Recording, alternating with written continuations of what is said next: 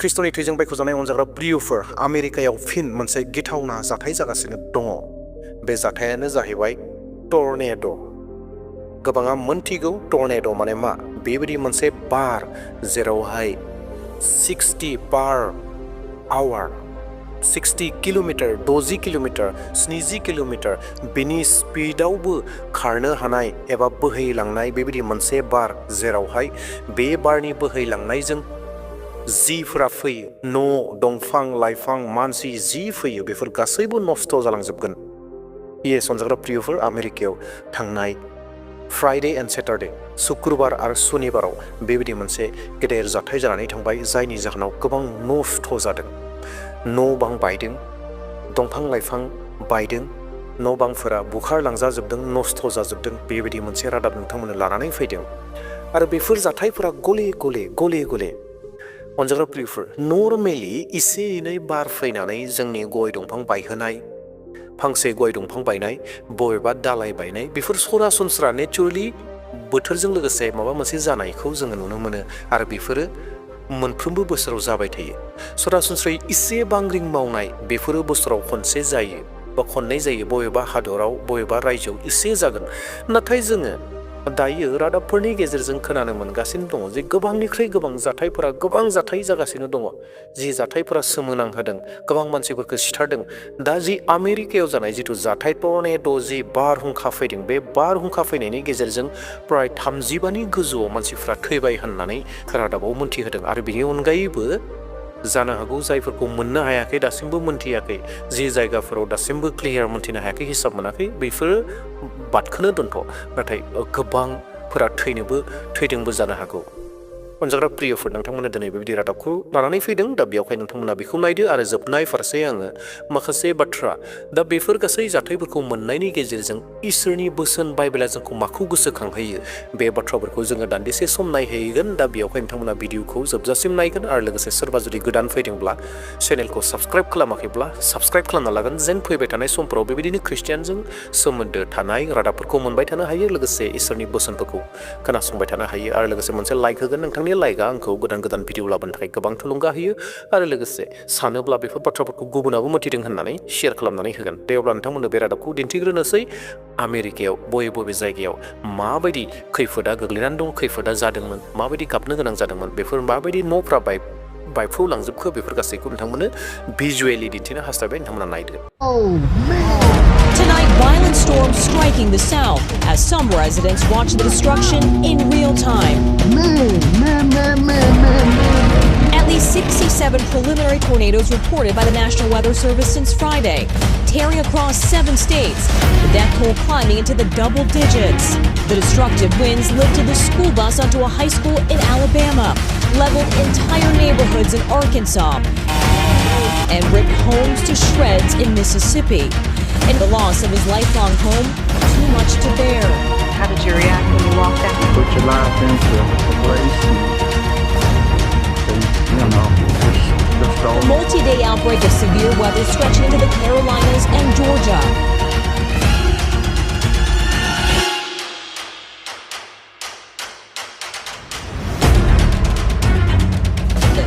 A severe dust storm in Kansas being blamed for a 50-car pileup that killed at least 8. In Missouri, more than a dozen dead. Damage like this seen in communities across Missouri. Our Adrian Broaddus is in the storm zone. Take a look at these houses. Roofs missing, walls gone, and cars crushed. Wind speeds here reaching up to 130 miles per hour. And for some families, rebuilding could take months. And the extreme weather threat isn't over, with the Northeast next in line for powerful storms.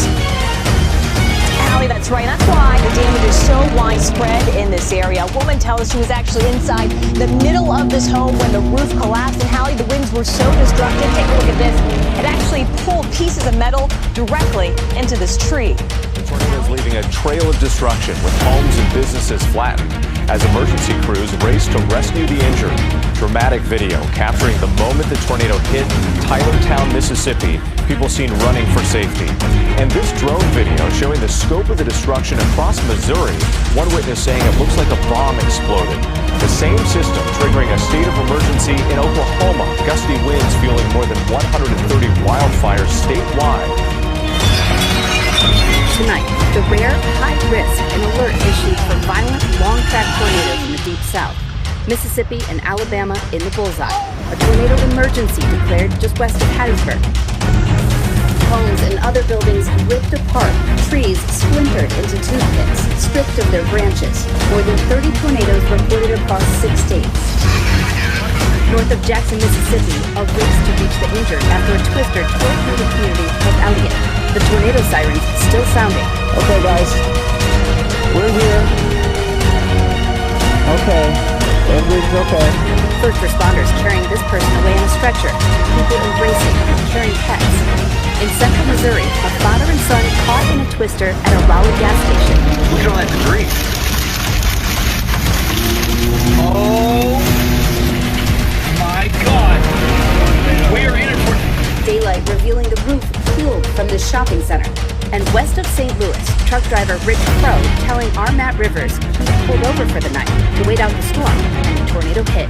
Everything went black. I turned on my headlights and my brights. And right after I did that, I hit the side of the truck, just flipped it over and blew up. And you were inside? Yeah. A fellow trucker coming to help him before first responders arrived.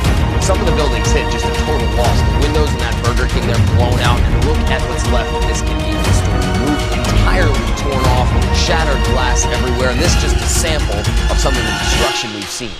All part of a major cross-country storm that has already claimed at least 28 lives.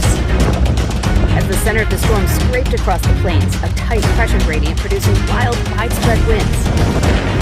Fanning the flames of more than 130 wildfires breaking out in Oklahoma alone, burning more than 265 square miles, destroying nearly 300 structures. West of Tulsa, Manford Police Chief Jerry Ridley showing our affiliate KTUL. This has been one of our really hard-hit areas here, and then the addition back behind it. So these are homes in it? Yes, we've gone several houses. Those winds also fueling blinding dust storms in the Texas Panhandle.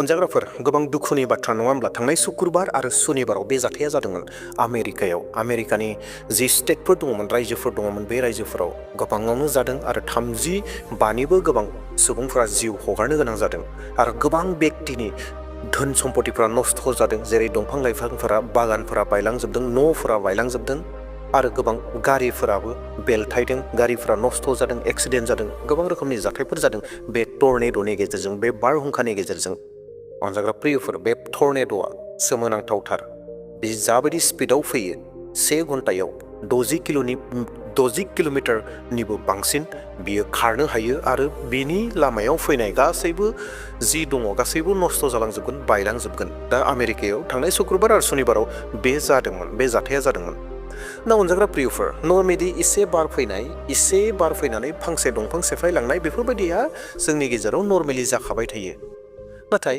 गोबांनिख्रुइ गोबां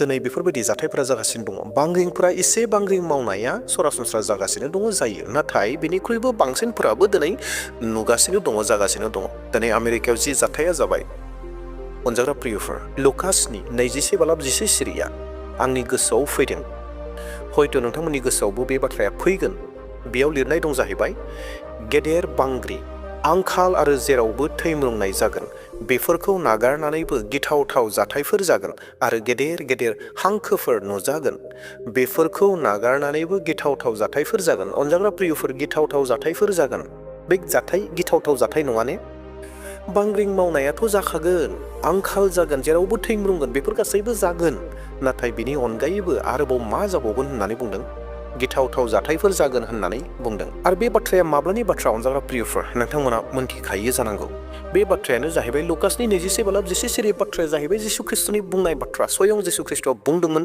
गावनि सेलाफोरनो जे आङो आफानियाव थांनोसै होननानै बुंदोंमोन जिसु ख्रिस्टआ गावनि सेलाफोरजों लोगोसे थानानै आरो बै समाव जिसु ख्रिस्टखौ सोंदोंमोन सेलाफोरा जे बहा थांगोन आफानियाव सोरगोरायजोआव थांनोसै होननानै जिसु ख्रिस्टआ बुंदों आरो बिनि उनाव जिसु ख्रिस्टआ मोनसे बाथ्रा बुंदोंमोन आं फैफिनगोन नोंसोरखौ लांनो होननानै आरो बै समाव जिसु ख्रिस्टनि सेलाया सोंदोंमोन जे माब्ला फैफिनगोन बै समाव जिसु ख्रिस्टआ बुंदोंमोन आंनि फैनायनि समखौ आं नोंसोरनो खोन्थानो हानाय नङा मानोना सोरगोआव थानाय आरफ'आबो मोनथिया आंबो मोनथिया केवल आफायाल'सो मोनथिगौ होननानै नाथाय बिनि सिगाङावनो आं नोंथांमोननो मोनसे बाथ्राफोरखौ बुंनि होननानै जिसु ख्रिस्ट'आ बुंदों जे मोनफा मोनफा गोबां रोखोमनि बाथ्राफोरखौ बुंनायनि उनाव लुकासनि 27:11 बुंदों जे मा जागोन होनदों आं फैनायनि सिगां सिगां गेदेर बांग्रिं आंखाल आरो जेरावबो थैं बुंनाय जागोन बेफोरनि उनाव मा जाबावगोन सोमोनांथाव गिथाव जाथायफोर जागोन दिनै आमेरिकायाव जानाय बे टर्नेड' फैनाया गिथाव जाथाय नङाने अनजाग्रा प्रियफोर जेराव 35निबो गोबां सुबुंफोरखौ जिउ हगार होबाय